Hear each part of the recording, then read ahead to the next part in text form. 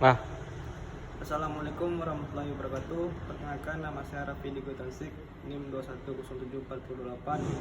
Kali ini saya akan melakukan video observasi untuk memenuhi tugas Tutronik. Yang pertama, materinya yaitu sistem common rail.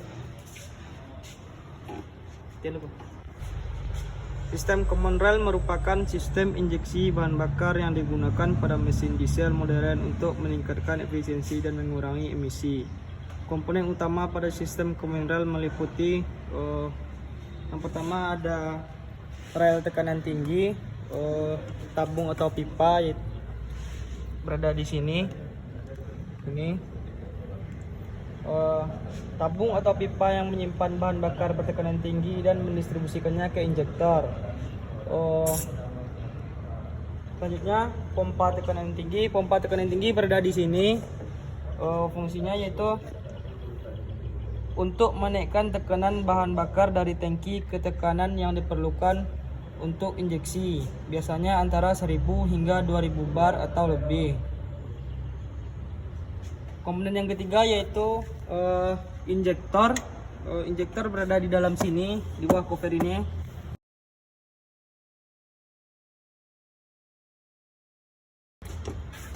Injektor berfungsi yaitu untuk menyemprotkan bahan bakar ke dalam ruang bakar silinder.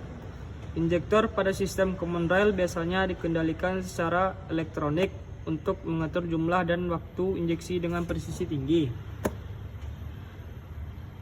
Yang selanjutnya, komponen selanjutnya yaitu ECU atau ECU. ECU berada di bawah sini. ECU berfungsi untuk mengontrol seluruh sistem injeksi bahan bakar berdasarkan input dari berbagai sensor, seperti sensor tekanan suhu dan posisi poros engkol. ECU mengatur waktu dan jumlah injeksi bahan bakar untuk setiap silinder. Selanjutnya yaitu filter bahan bakar. Selanjutnya komponen berikutnya yaitu pompa bahan bakar atau filter bahan bakar. Fungsi komponen ini yaitu untuk menyaring kotoran dari bahan bakar sebelum masuk ke pompa tekanan tinggi dan rail. Komponen selanjutnya yaitu pada di sini saluran pengembalian bahan bakar. Komponennya ini fungsinya yaitu saluran yang mengembalikan bahan bakar yang tidak terpakai atau berlebih kembali ke tangki bahan bakar. Baiklah, common rail ini bekerja dengan cara menyimpan bahan bakar bertekanan tinggi dalam rail yang kemudian didistribusikan ke injektor berdasarkan perintah dari ECU. Sistem common rail memungkinkan injeksi bahan bakar yang lebih presisi yang berkontribusi pada peningkatan efisiensi bahan bakar dan pengurangan emisi. Baiklah, selanjutnya kita lanjut ke sesi tanya jawab bersama mekaniknya. Bang, biasanya di sini pada mobil yang sistem common rail ini apa yang sering terjadi kerusakan pada mobil ini, Bang? Biasanya di sistem common rail yang sering terjadi kerusakan itu terjadi pada di saringan minyak. Saringan minyak emang ya? Itu diakibatkan pemakaian minyak yang kotor lah misalnya, atau minyaknya tidak bersih, atau keseringan sih membeli minyak di ketengan misalnya, atau bukan di Pertamina gitu. Makanya ini sering terjadi kerusakan pada di saringan minyak.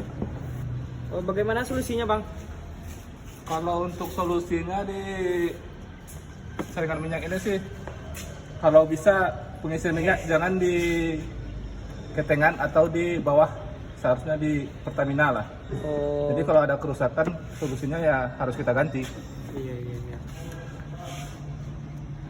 Baiklah, selanjutnya kita akan masuk ke materi selanjutnya yaitu tentang SRS airbag pada mobil Toyota Fortuner. Nah, sistem SRS airbag atau Supplemental Restraint System pada mobil Toyota Fortuner. Sistem SRS pada mobil Toyota Fortuner adalah sistem keselamatan pasif yang dirancang untuk melindungi penumpang saat terjadi kecelakaan.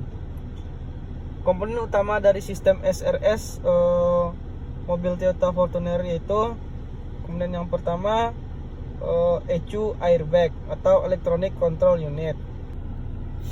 ECU airbag biasanya terletak di bawah setir atau dekat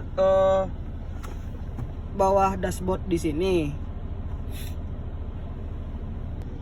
ECU airbag adalah sebuah komponen elektronik yang bertanggung jawab atas pengoperasian dan pengendalian sistem airbag pada kendaraan. Fungsi ECU airbag adalah untuk mendeteksi kecelakaan atau benturan yang terjadi, mengontrol waktu dan kekuatan pelepasan airbag, serta menghubungkan berbagai komponen sistem airbag. ECU airbag bekerja dengan menggunakan sensor-sensor yang terpasang di sekitar kendaraan. Sensor-sensor ini mendeteksi perubahan kecepatan, dan tekanan yang tidak normal saat terjadi kecelakaan. Data dari sensor-sensor ini dikirim ke ECU airbag yang kemudian menganalisis dan memproses informasi tersebut. Berdasarkan analisisnya, ECU airbag akan memutuskan apakah perlu dilakukan pelepasan airbag. Jika ECU mendeteksi bahwa kecelakaan yang mencapai tingkat keparahan yang membutuhkan perlindungan tambahan, ECU akan mengirimkan sinyal untuk melepaskan airbag. Lalu ECU juga mengendalikan waktu dan kekuatan pelepasan airbag agar sesuai dengan jenis dan tingkat keparahan benturan yang terjadi. Selanjutnya komponen yang kedua yaitu sensor tabrakan. Sensor tabrakan ini biasanya terdapat dua.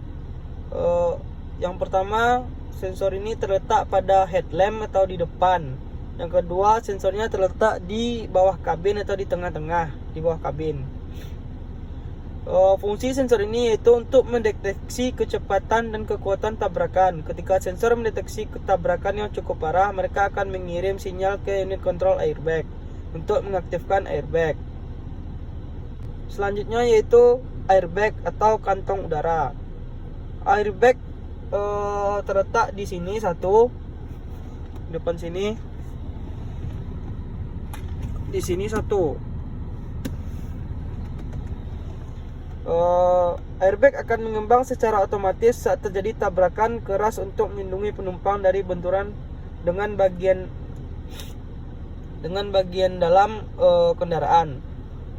Toyota Fortuner biasanya dilengkapi dengan airbag depan untuk pengemudi dan penumpang depan, serta airbag samping dan tirai untuk pelindungan tambahan.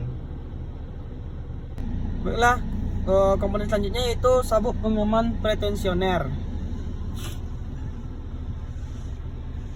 Sistem ini bekerja bersamaan dengan airbag. Pretensioner akan mengencangkan sabuk pengaman untuk menjaga posisi penumpang tetap di tempat saat airbag mengembang. Baiklah, sistem SRS ini bekerja bersama untuk mengurangi cedera dan bekerja bersamaan dengan sabuk pengaman. Sekian materi tentang SRS airbag. Kita akan masuk ke materi selanjutnya. Baiklah, selanjutnya kita masuk ke materi electric power steering pada mobil Toyota Fortuner. EPS atau Electric Power Steering pada mobil Fortuner adalah sistem kemudi yang menggunakan motor listrik untuk membantu pengemudi dalam memutar roda kemudi. Cara kerja EPS yaitu yang pertama sensor torsi atau steering torque sensor. Sensor ini biasanya terletak pada kolom kemudi dekat dengan roda kemudi atau pada rak dan pinion sistem kemudi. Sensor ini mengukur torsi yang diberikan oleh pengemudi kepada roda kemudi. Selanjutnya ECU. ECU terletak di bagian bawah dashboard. ECU menerima sinyal dari sensor torsi dan menentukan seberapa banyak bantuan yang diperlukan. Selanjutnya motor listrik. Motor listrik berada di bawah dashboard atau dekat di sini juga. Dekat setir, di bawah setir. Motor listrik berdasarkan instruksi dari ECU, motor listrik memberikan bantuan untuk memutar roda kemudi. Kemudian selanjutnya yaitu baterai. Motor listrik mengambil tenaga dari baterai mobil atau aki yang berada di bawah kap mesin. Selanjutnya keuntungan menggunakan electric power steering. Yang pertama, efisiensi bahan bakar. Karena tidak menggunakan pompa hidrolik seperti pada sistem power steering konvensional, electric power steering lebih efisien dalam penggunaan bahan bakar. Yang kedua yaitu perawatan. Electric power steering cenderung memerlukan lebih sedikit perawatan dibandingkan sistem power steering hidrolik karena tidak ada cairan yang diperlukan atau diganti dan lebih sedikit komponen yang bisa rusak. Yang ketiga, responsif. Electric power steering dapat menyesuaikan tingkat bantuan kemudi berdasarkan kecepatan kendaraan. Pada kecepatan rendah, bantuan lebih besar untuk memudahkan parkir, dan pada kecepatan tinggi, bantuan dikurangi untuk meningkatkan stabilitas. Yang keempat itu keselamatan. Electric power steering dapat diintegrasikan dengan sistem keselamatan lainnya seperti lane keep assist dan parking assist, meningkatkan fitur keselamatan kendaraan.